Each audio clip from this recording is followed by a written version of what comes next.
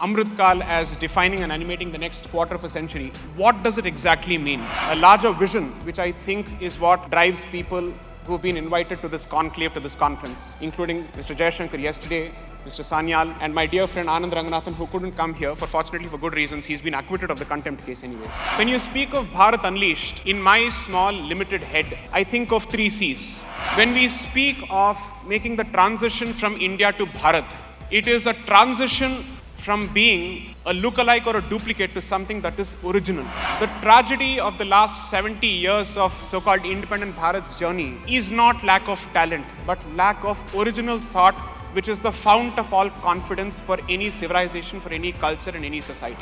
You may be individually confident of your talent, so to speak, but when you represent a particular identity, especially a civilizational identity such as Bharatiya civilizational identity, you can't hope to have a certain identity or a certain confidence level which is completely independent of it, because the collective identity informs the individual identity and vice versa. I'm grateful to the organizers for giving me the opportunity to share space with Ms. Sudha Murthy, a legend, a living legend.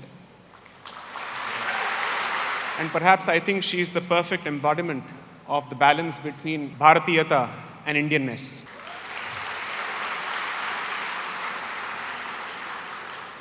I wasn't aware of the journey of the founder of this institution, but frankly speaking, given what he's achieved, I think it's fantastic, it's stellar, and I think he himself is a huge role model for students here.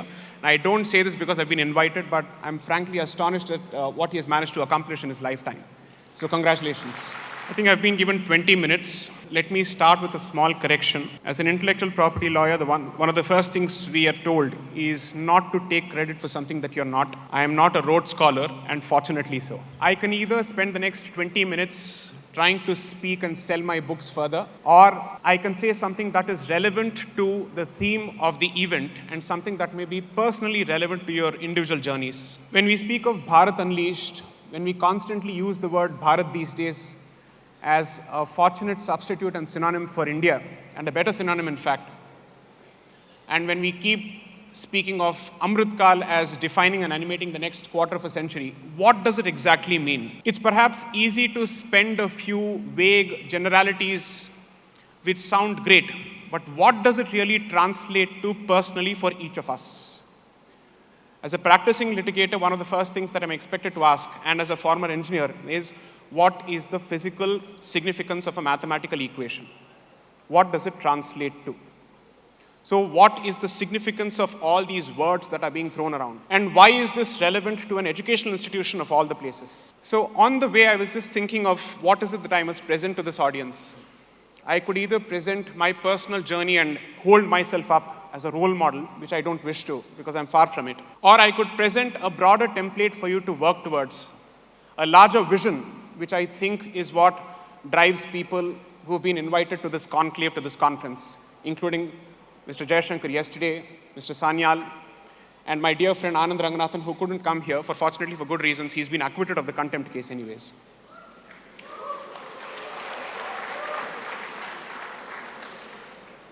When you speak of Bharat Unleashed, in my small, limited head, I think of 3 C's. The first C being the master template or the background in which all of us trace our origins and identity, namely culture. The second C translates to consciousness, which has multiple ramifications. And the third C would be competence. So if I have to weave in each of these 3 C's for the purposes of a student, culturally inspired conscious competence is what I am looking at. Why is this crucial? When we speak of making the transition from India to Bharat, it is a transition from being a lookalike or a duplicate to something that is original. So this fundamental thrust of anybody who speaks of Bharat is originality in thought. That is my thrust as far as my interpretation of Bharat goes. Now there are 2 ways of interpreting original. One is to reject everything that's foreign, or the alternative being, first draw from native thought as much as possible. And where you think foreign thought has contributed better to a particular subject or a particular issue, certainly be inspired by it, but also have the cultural consciousness to Indianize it, to indigenize it, without mechanically and, let's say, slavishly importing any particular idea. The tragedy of the last 70 years of so-called independent Bharat's journey is not lack of talent, but lack of original thought, which is the fount of all confidence for any civilization, for any culture, and any society. So it's impossible for an individual to think or assume that his individual confidence has got nothing to do with the confidence that the society enjoys and the very society that he comes from. You may be individually confident of your talent, so to speak, but when you represent a particular identity, especially a civilizational identity such as Bharatiya civilizational identity, you can't hope to have a certain identity or a certain confidence level which is completely independent of it, because the collective identity informs the individual identity and vice versa. Let's break this down for the engineering audience. What does this mean? If there is a certain problem which is commonly, which every civilization faces or which every society faces, what you bring to the table is not just your individual competence, but a certain pattern of thinking that is unique to the civilization that you come from. Which is one of the reasons I strongly believe that even individual competence is significantly inspired by the culture that you come from, which is why there's a Japanese way of thinking, there's a German way of thinking, there's a Swiss way of thinking, there's a Chinese way of thinking, there's an Israeli way of thinking. What is it that defines Bharatiya way of thinking is a question that we have not answered or even asked for the last 70 years. So if I have to look at the next 25 years, what is it that this journey must represent? What does it present to us as an opportunity in this historical time window? And because I'm in an educational institution, I have to make this statement.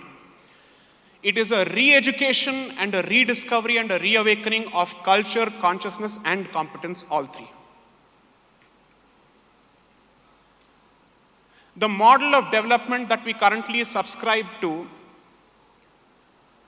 separates growth and sustainability, separates society and environment, which is one of the reasons that after having destroyed nature and civilization for at least 100 to 200 years, ever since the advent of the Industrial Revolution, the Renaissance and whatnot, suddenly the West has woken up to the concept of sustainable development, something that native indigenous cultures and Eastern cultures have always been familiar with. So today, a culture such as Bharat, whose faith system revolves around nature, chooses to treat sustainable development as a separate topic altogether without connecting it with the question of growth and development.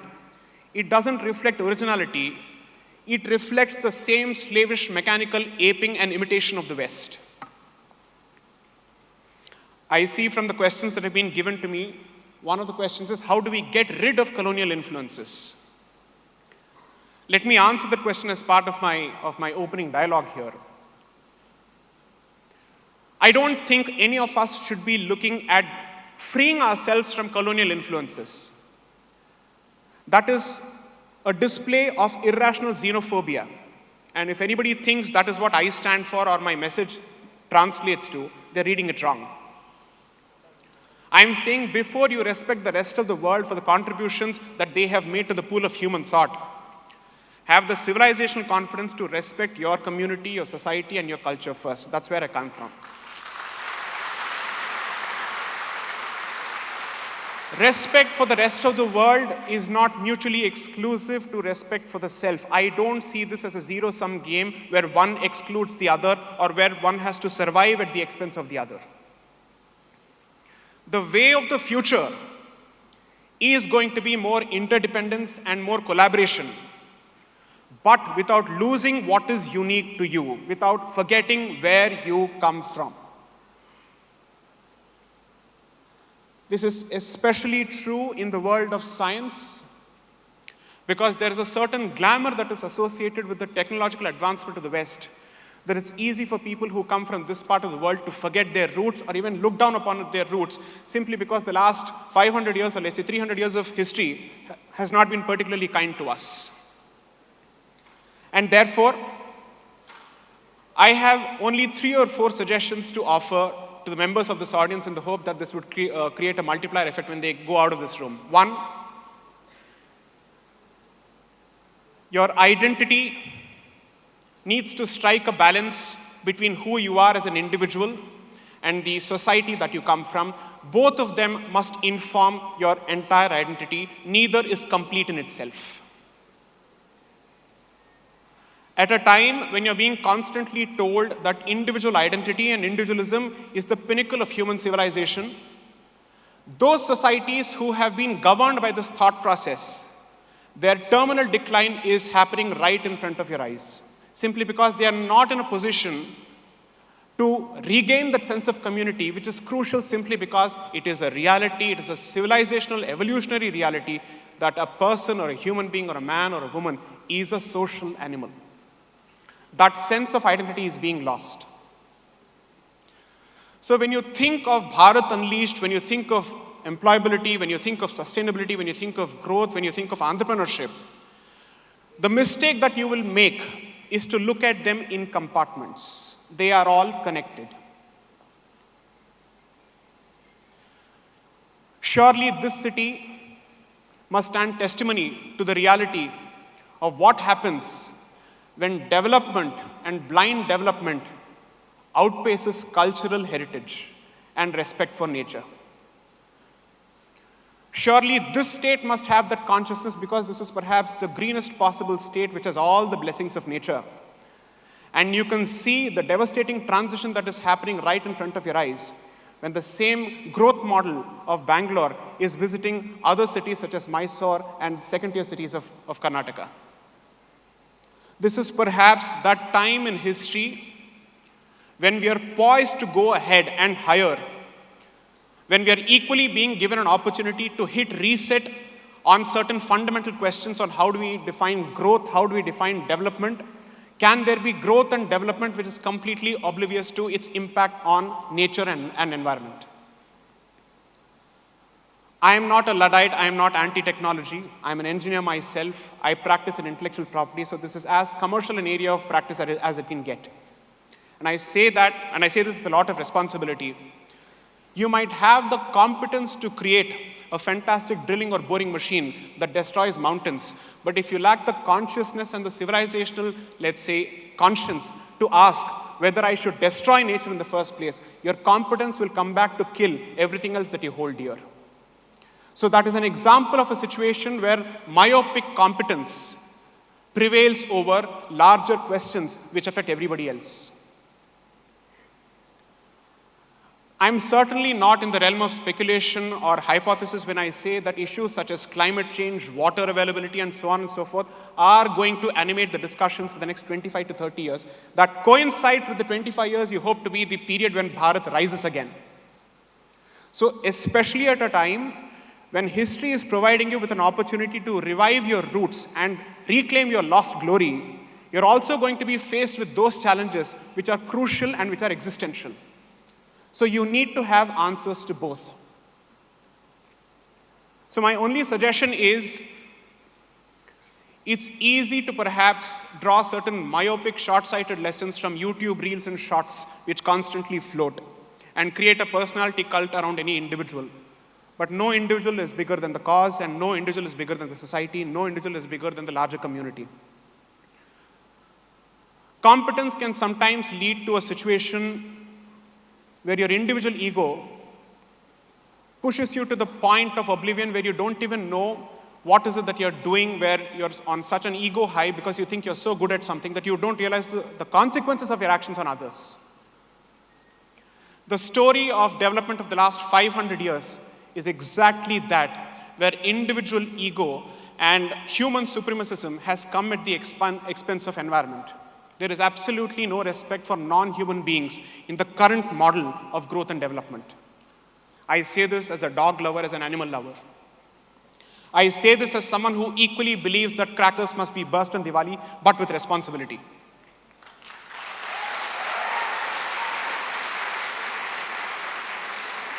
I am not anti-science. I am not anti-progress. I am not anti-development. But I think it's important to learn certain important lessons. And the best part of being a Bharatiya is that you don't need to learn these lessons from the West. Your culture, your civilization has always respected Prakriti because there is no dharma without Prakriti.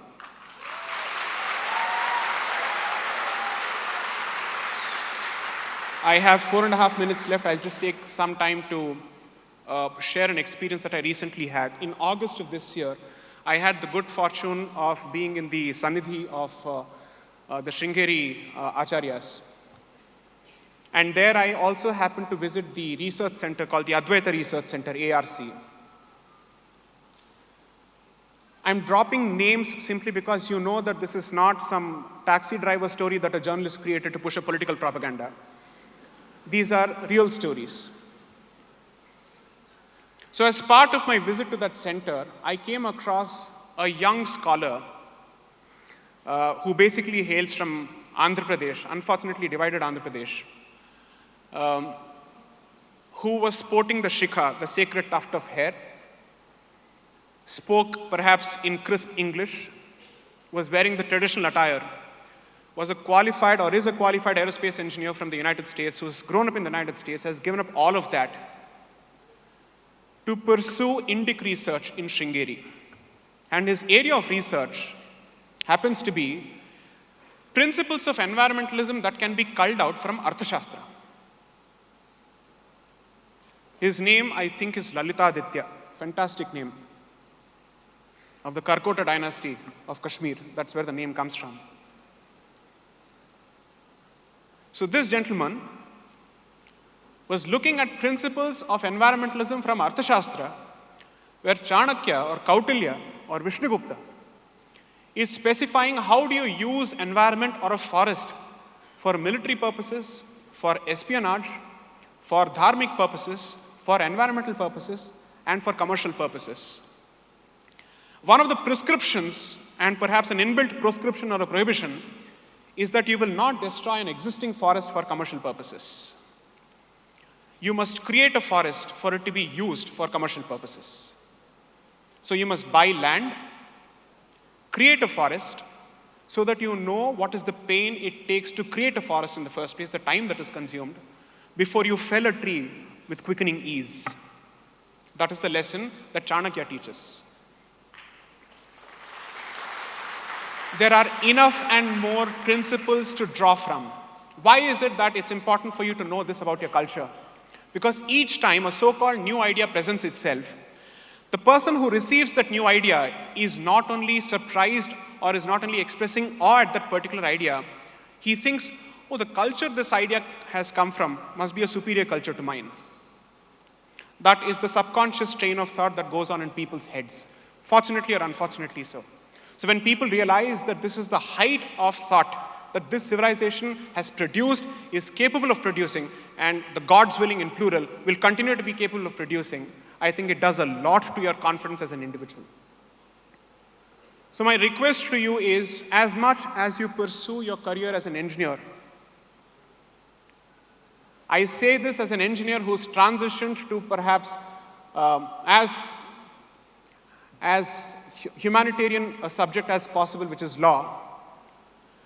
Do not see engineering and humanities and the arts in silos. A lot of people who come from the science stream have a certain ego where they look down upon people who come from the liberal arts. Remember, you work, but policy will always be set by people who are from the humanities. So you will earn, but the person who decides how you shall spend and how much you shall spend will not be a person who's from your stream. So respect that area and find a way, and my suggestion to this institution which has done so much, is to find a way to destroy these walls which separate multiple areas as if they are meant to be learnt in compartments. Since we speak of Bharat unleashed, the way of the future is to have people who are as competent when it comes to culture as they are in engineering, and who are equally qualified. So perhaps the way of the future is offering multiple majors in what seems like diametrically opposite areas of specialization. That is the only way you create a mind that has more humility, that understands it doesn't know everything, and is open to ideas from everybody else. Vande Mataram. Jai Hind.